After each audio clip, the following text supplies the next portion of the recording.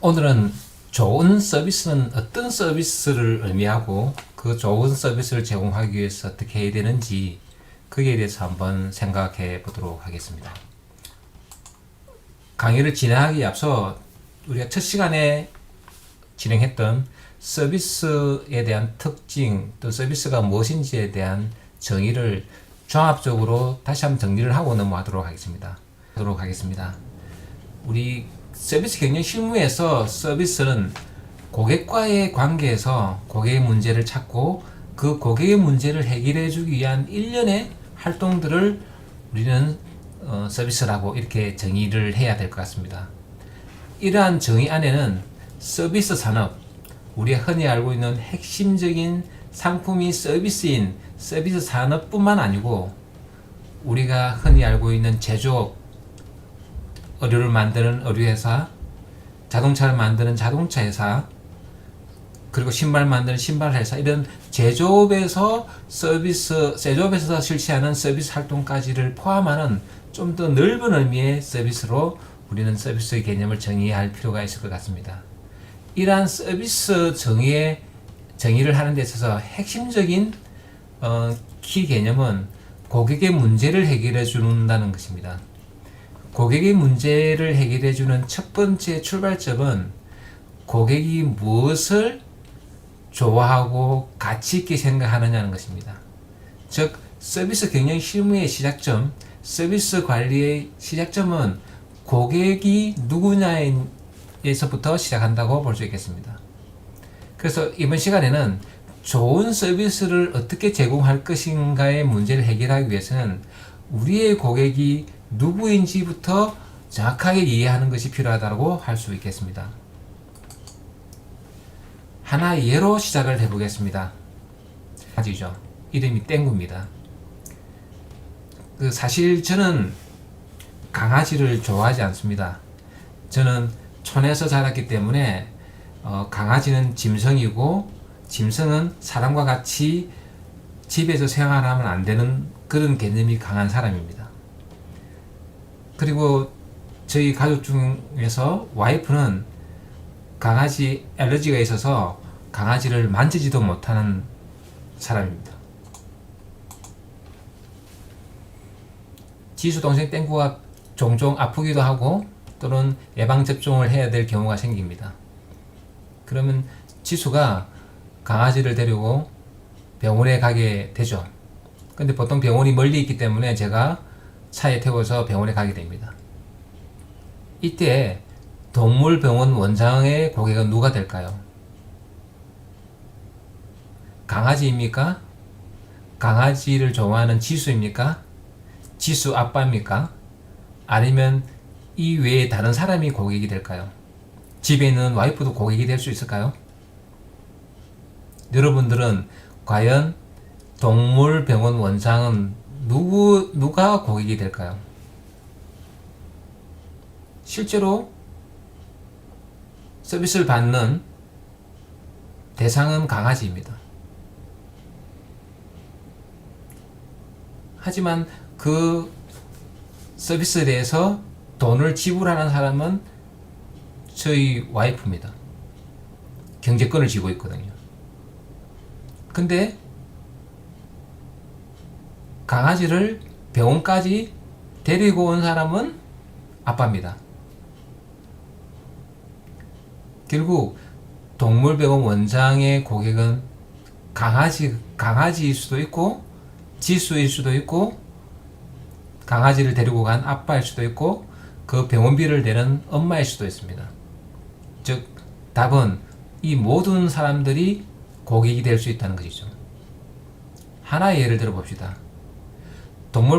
동물병원 원장이 강아지에게 서비스를 잘 못해서 강아지가 아파서 계속 울부짖는다 하게 되면 지수는 다음 병원을 올 때 그 병원을 선택하지 않을 것입니다. 아빠는 어떨까요? 강아지를 좋아하지 않기 때문에 아빠 입장에서는 가장 가까운 곳, 특히 차를 몰고 가기 때문에 주차 시설이 되어 있는지 안 되어 있는지가 병원을 선택하는 데 중요한 결정 요인이 될 것입니다. 병원 원장이 이런 부분들을 고려해서 주차장을 아주 잘 갖추고 있다면 그 병원은 아빠가 선택할 가능성이 높아지겠죠. 또 엄마는 경제를 가지고 있기 때문에 이왕이면은 병원비가 저렴한 쪽을 선택할 가능성이 높아집니다. 이러한 이유로 동물병원 원장 입장에서는 강아지 지수 아빠 또 지수 엄마까지도 고객이 될 수 있다고 할 수 있겠죠. 이러한 고객에 대한 정확한 이해가 좋은 서비스의 출발점이라고 이야기를 할 수가 있겠습니다.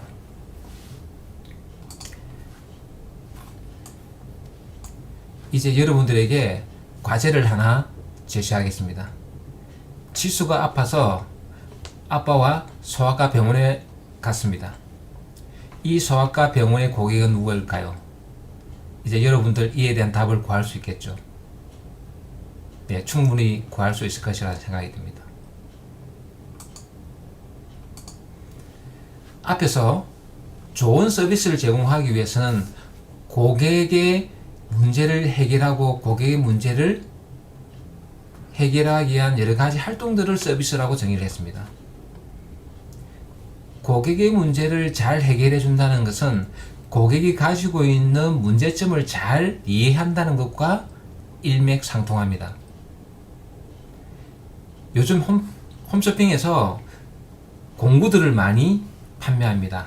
집에서 사용하는 드릴을 판매를 합니다. 이 드릴을 누가 구매를 할까요? 물론 남자가 구매할 수도 있지만 대부분의 경우 여성분들, 어머님, 주부들이 구매를 합니다.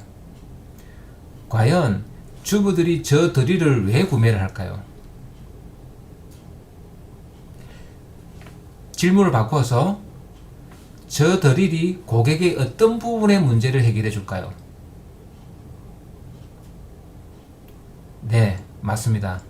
아파트에 살고 있는 주부가 벽에 액자를 걸고 싶은데 콘크리트 벽이라서 도저히 못으로 해결을 할 수 없다는 거죠. 망치로 해결을 할 수 없다는 거죠. 그래서 저 드릴을 사는 겁니다. 그래서 드릴을 사는 고객은 드릴 자체를 사는 것이 아니고 5mm 구멍을 사는 것이라고 하는 거죠. 즉 콘크리트 벽에 구멍을 뚫지 못해서 좀 쉽게 구멍을 뚫을 수 있는 도구로서 드릴을 산다는 것입니다. 이러한 부분들이 해결이 되어야 좋은 서비스를 제공할 수 있다는 것입니다. 여성분들이 화장품을 왜 살까요?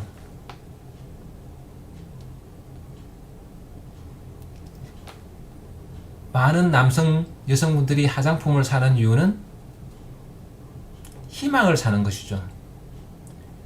무슨 희망요? 아름다워지고 싶은 희망을 사는 것입니다.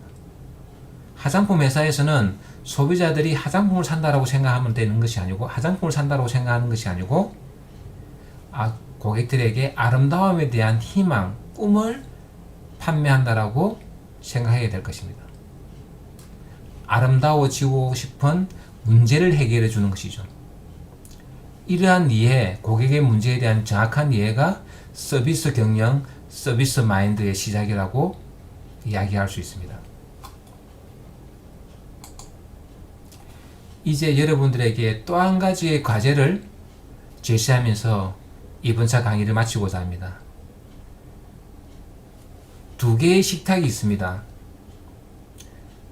어느 쪽을 여러분들은 좋아하십니까? 이에 대한 답은 다음 강의에서 생각해 보도록 하겠습니다.